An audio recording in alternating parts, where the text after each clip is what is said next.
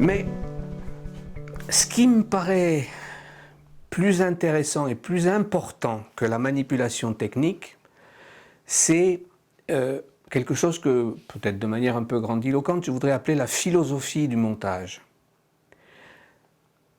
Quelquefois, il m'est arrivé de pratiquer cette activité qu'est le montage avec des amis qui étaient là, qui découvraient et qui étaient stupéfaits de tout ce qu'on peut faire à partir d'un stock d'images, comment on peut intervertir, couper, rajouter, changer le son, changer l'image, faire... Bref, ça crée l'impression, c'est pas tout à fait exact, mais quand même, ça crée l'impression qu'on peut faire dire ou faire faire n'importe quoi à n'importe qui. Pour illustrer donc cette différence entre le reportage et le documentaire, j'ai pas fait beaucoup de reportages, mais...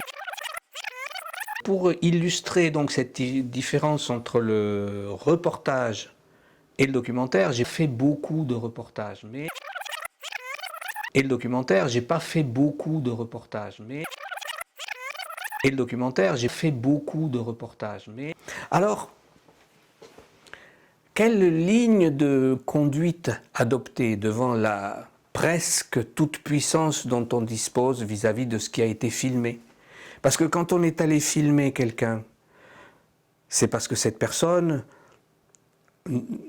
dans le documentaire, cette personne avait un message, une authenticité, quelque chose de vrai à délivrer. Et c'est pour ça qu'on est allé la filmer. Donc c'était un canapé lit double place qu'on avait réouvert.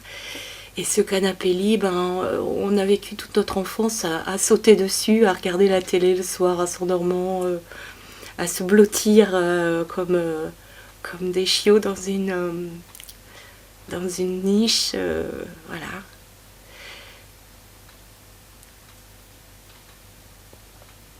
Et là, c'était vraiment la toute fin de sa maladie. Et depuis le matin, elle avait des mouvements comme ça, nerveux, du bras qu'on essayait de détendre et de calmer. Et puis ça avait recommencé, c'était en fin de matinée, là je sentais que ça allait être la fin. J'ai appelé mes sœurs et mon père. Et j'ai pris maman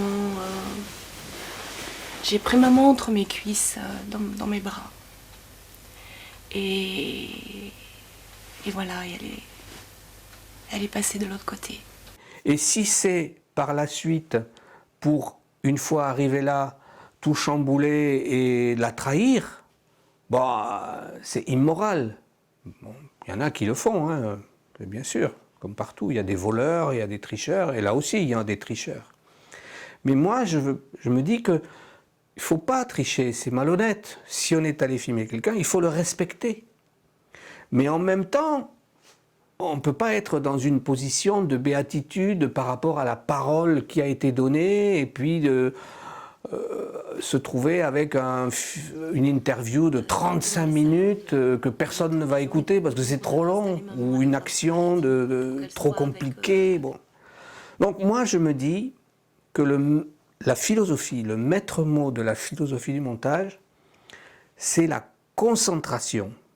C'est-à-dire, avec cet outil, on respecte l'essence de ce que la personne qu'on est allé filmer nous a offert en acceptant d'être filmé, mais on le rend plus court, plus vite assimilable par un spectateur lambda, qui lui n'a pas 10 heures à accorder à écouter tous les détails d'un truc. Ils faisaient les totaux de ce qu'ils avaient fait et ils se faisaient payer, je ne sais pas si c'est tant le kilo ou tant le sac. Et en même temps, cette idée de concentration fait que le témoignage ou la vie que l'on va donner à voir dans le film aura quelque chose d'émoustillant, de tendu, de moins banal que le quotidien de tout un chacun.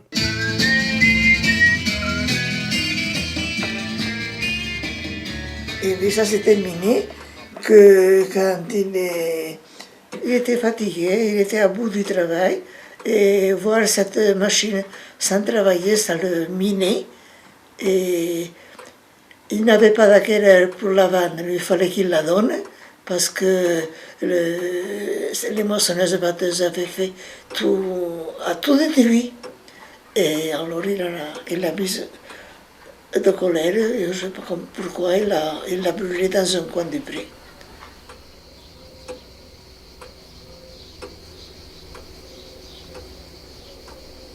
Donc voilà. Alors, ça passe par un long travail. À partir de ces deux images que j'ai mises bout à bout, par exemple, je vais essayer peu à peu de dire, bon, j'écoute bien ce que dit la personne là, puis à partir de là, je me rends compte que ça se répète un peu. Donc ça, il faut l'enlever. Mais si je l'enlève, il y a cet autre bout là qui va me manquer quand même, parce que ce qu'il est dit là est important. Donc peut-être que je vais pouvoir passer de ça à ça en le mettant, en supprimant la partie où ça se répète. Et puis comme ça va faire un brusque saut à l'image ou que le son va pas être correct, là il va y avoir quelque chose où on sent la coupe. Bon, ben, je vais l'arranger, je vais trouver une astuce, je vais mettre une autre image par-dessus pour le masquer. Voilà. Et peu à peu, mais c'est très long, c'est très laborieux et c'est fait de respect, de sensibilité, de finesse, d'intelligence de ce que veut dire la personne, de bien comprendre ce qu'elle veut dire pour synthétiser, raccourcir, compresser, mais ne pas trahir. Et au final, on arrive à faire dire en 1 minute 30 ou en 30 secondes ce que la personne avait dit en 10 ou 15 minutes. C'est la même chose, mais c'est plus court.